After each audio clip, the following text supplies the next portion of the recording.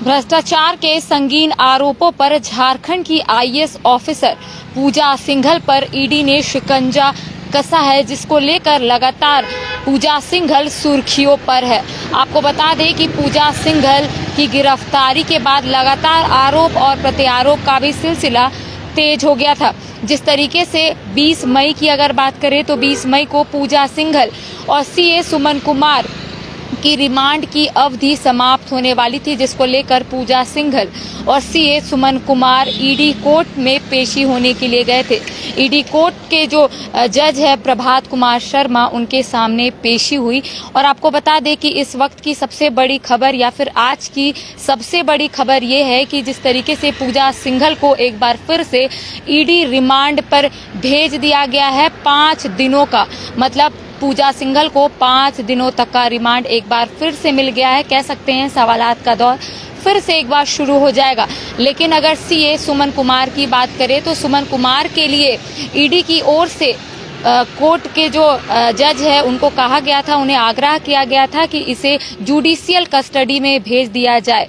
Court की ओर से स्वीकार किया गया है और अब जो सीए सुमन कुमार है वो सीधा न्यायिक हिरासत में है। सुबह से जो हलचल की अगर बात करें ईडी कार्यालय में, तो हलचल भी तेज हो गई थी, क्योंकि आज उनकी पेशी थी पूजा सिंघल और सीए सुमन कुमार की। सुबह ही कह सकते हैं कि सीए सुमन कुमार को ईडी कार्यालय लाया गया था और उसके बाद से हलचल भी तेज हो गई थी। कह सकते हैं कि जो पति अभिषेक झा है वो भी ईडी कार्यालय पहुंचे थे और लगभग 10:30 बजे वो ईडी कार्यालय से निकल गए थे। उसके बाद पूजा सिंघल और सीए सुमन कुमार कोर्ट के लिए रवाना हो गए थे। एक बार हम आपको हलचल भी दिखाने की कोशिश करेंगे। इससे पहले आपको जानकारी दे दें कि सूत्रों से मिली जानकारी के अनुसार साहेबगंज के जो डीएमओ है विभूति कुमार, उनकी भी आने की सूचना यहां पर मिल रही है, क्योंकि जिस तरीके से राज्य के 3 जिलों के खनन पदाधिकारियों को समन भेजकर तलब किया गया था, तो संभावना जताई जा रही है कि आज विभूति कुमार ईडी कार्यालय पहुंचेंगे। इस बीच अगर कोर्ट की बात करें तो कोर्ट में दोनों पक्षों की बात सुनने के बाद कोर्ट की ओर से पूजा सिंघल के लिए 5 दिनों का ईडी हिरासत में भेजा गया। एक और जहां पे पूजा सिंघल के जो वकील है विश्वजीत मुखर्जी, वो बार बार कोर्ट में ये कह रहे थे कि पूजा सिंघल की तबीयत अभी ठीक नहीं है, तबीयत नासाज है, उनको बेचैनी हो रही है, साथ ही साथ उनके सर में दर्द है, तो उन्हें अब रिमांड ना मिले। लेकिन ईडी की ओर से ये कहा जा रहा था, क्योंकि पूजा सिंघल का जो ये मामला है वो काफी चर्चे में है, काफी सुर्खियों में, देश विदेश से लोग इस मुद्दे को देख रहे हैं और इसमें कोई भी नरमी नहीं देखी जाएगी।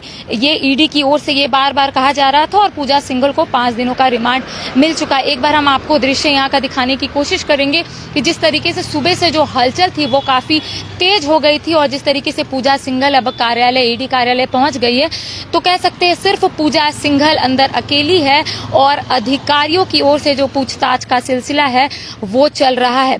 क्योंकि जिस तरीके से ईडी के जो वकील है बीएमपी सिंह, उन्होंने साफ तौर पे कहा है कि जब पूजा सिंघल से पल्स अस्पताल के बारे में पूछा जा रहा है तो पूजा सिंघल जवाब नहीं दे रही है।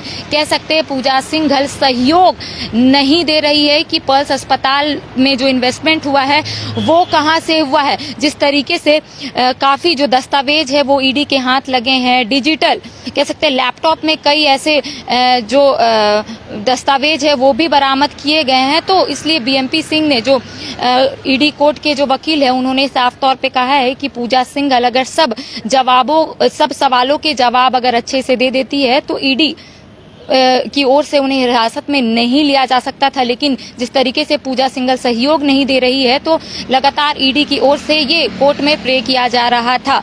लेकिन अगर पूजा सिंघल की बात करें तो पूजा सिंघल से जो लगातार खनन विभाग से संबंधित जो जानकारियां है वो निकाला जा रहा है, साथ ही साथ जिस तरीके से मनरेगा घोटाला की भी बात यहाँ पे सामने देखने को मिल रही थी। जब पूजा सिंघल खूंटी की डीसी हुआ करती थी 2009 से 2010 तक, तो मनरेगा घोटाला में इनका नाम आया था, कई आरोप इन पर लगे थे, उससे भी संबंधित सारी जानकारियां पूछी जा रही है। लेकिन पूजा सिंघल कई जो जवाब है उसका कई जो सवाल है उसका जवाब अच्छे तरीके से नहीं दे रही है, कह सकते हैं सहयोग नहीं कर रही है। अब आने वाले वक्त में जिस तरीके से 5 दिनों का ईडी हिरासत में भेजा गया है पूजा सिंघल को, अब क्या कुछ नया खुलासा होता है ये तो आने वाला वक्त ही बताएगा।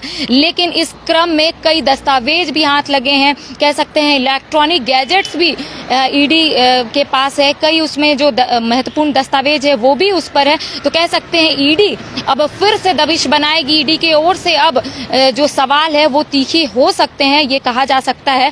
और संभावना जताई जा रही है कि जो साहिबगंज के डीएमओ है वो भी कुछ देर के बाद ईडी कार्यालय पहुंचेंगे और उनसे भी खनन संबंधित जो जानकारियां है वो भी निकालने की कोशिश की जाएगी। क्योंकि आपको इससे पहले भी बता दिए हैं कि मनरेगा घोटाले से भी सवाल पूछे गए हैं, साथ ही साथ खनन विभाग से भी संबंधित सारे सवाल किए गए हैं। क्योंकि जिस तरीके से पूजा सिंघल खान सचिव भी रही है तो उसको लेकर भी तमाम जो जानकारियां है वो ईडी की ओर से निकालने की कोशिश की जा रही है। अब आने वाले वक्त में और भी क्या कुछ खुलासा होता है ये तो आने वाला वक्त ही बताएगा। लेकिन अब जिस तरीके से ये देखने को मिल रहा है कि पूजा सिंघल अब ईडी के शिकंजे में कसती हुई दिखाई दे रही है।